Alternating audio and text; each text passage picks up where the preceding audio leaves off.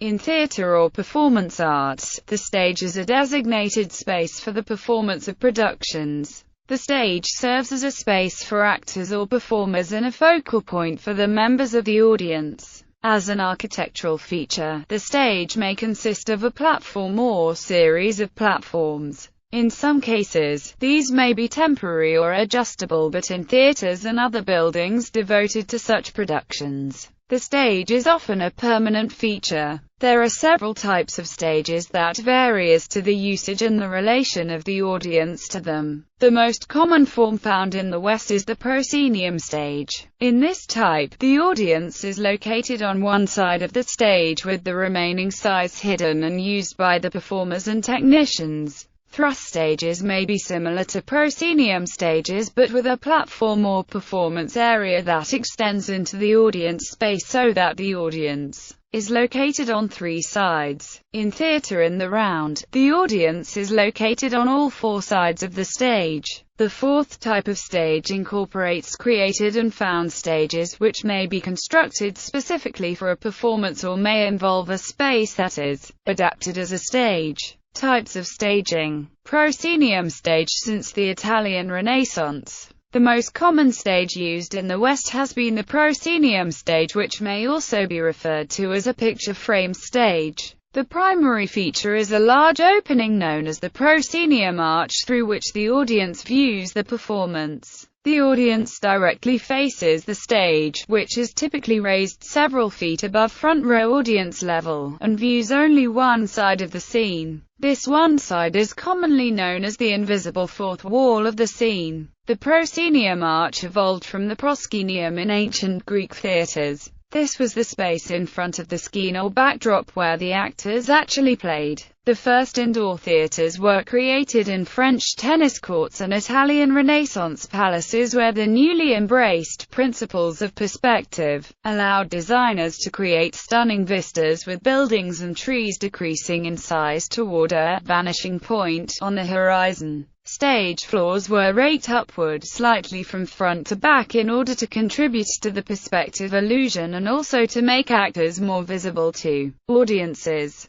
who were seated on level floors. Subsequently, audience seating was raked, and balconies were added to give audiences a fuller view. By the end of the 19th century, most stages had level floors, and much of the audience looked down on, rather than up to, the stage. The competition among royals to produce elegant and elaborate entertainments fueled and financed the expansion of European court theatres. The proscenium, which often was extremely decorative in the manner of a triumphal arch, framed the perspective picture. The desire of court painters to show more than one of their perspective backgrounds led court architects to adapt the pin rails and pulleys of sailing ships to the unrolling, and later to the lowering and raising, of canvas backdrops. A wood grid above the stage supported pulleys from which wooden battens, and later steel pipes, rolled down, or descended, with attached scenery pieces. The weight of heavy pieces was counterbalanced by sandbags. This system required the creation of a storage stage house or loft that was usually as high or higher than the proscenium itself. A full-fly stage could store the entire height of scenery above the visible stage using the pin rails before or during performance, whereas a half-fly stage could only store props of limited size and thus required more careful backdrop and scenery design. Theaters using these rope systems, which are manually operated by stage hands, are known as hemp houses. They have been largely supplanted by counterweight fly systems. The proscenium, in conjunction with stage curtains called legs, conceals the sides of the stage, which are known as the wings. The wings may be used by theatre personnel during performances and as storage spaces for scenery and theatrical properties. Several rows of short curtains across the top of the stage, called teasers, hide the backdrops,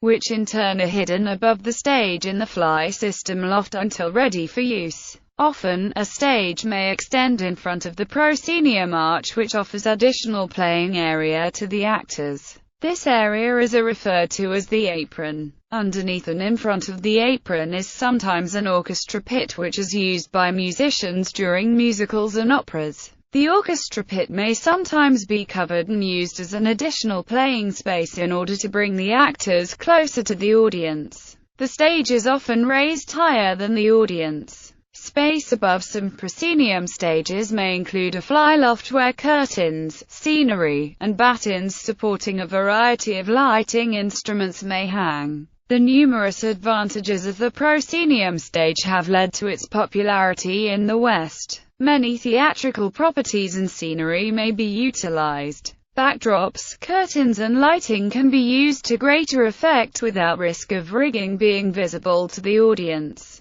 Entrances and exits can be made more graceful. Surprise becomes possible. The actors only have to concentrate on playing to the audience in one direction. Boxes are a feature of more modern stage designs in which temporary walls are built inside any proscenium stage, at a slight angle to the original walls. In order to allow audience members located to the left or right of the proscenium to see the entirety of the stage, they enable the creation of rat runs around the back of the stage, which allow cast members to walk between entrances and exits without being seen by the audience. Theatre in the round. This method of stage design consists of a stage situated in the center of the theatre, with the audience facing it from all sides. The audience is placed quite close to the action, which provokes a feeling of intimacy and involvement. In the round, stages require special considerations in production, such as scenery that does not obscure actors and the rest of the stage from parts of the audience. Backdrops and curtains cannot be used, thus the director must find other ways to set the scene. Lighting design is more difficult than for a proscenium stage, since the actor must be lit from all sides without blinding nearby audience members. Entrances and exits must be made either through the audience, making surprise entrances very difficult, or via closed-off walkways, which must be inconspicuous. As a result, stage entrances are normally in the corners of the theatre. The actors need to ensure that they do not have their backs turned to any part of the audience for long periods of time, in order to be seen and heard clearly. Thrust stage. A thrust stage is one that extends into the audience on three sides and is connected to the backstage area by its upstage end. A thrust has the benefit of greater intimacy between the audience and performers than a proscenium, while retaining the utility of a backstage area. Entrances onto a thrust are most readily made from backstage, although some theaters provide for performers to enter through the audience using vomitory entrances. An arena, exposed on all sides to the audience, is without a backstage and relies entirely on entrances in the house or from under the stage. As with an arena, the audience in a thrust stage theatre may view the stage from three or more sides. If a performance employs the fourth wall, that imaginary wall must be maintained on multiple sides. Because the audience can view the performance from a variety of perspectives, it is usual for the blocking, props and scenery to receive thorough consideration to ensure that no perspective is blocked from view. A high-back chair, for instance, when placed stage right, could create a blind spot in the stage left action. Created and found spaces. A stage can also be improvised wherever a suitable space can be found. Examples may include staging a performance in a non-traditional space such as a basement of a building, a side of a hill, or, in the case of a busking troupe, the street.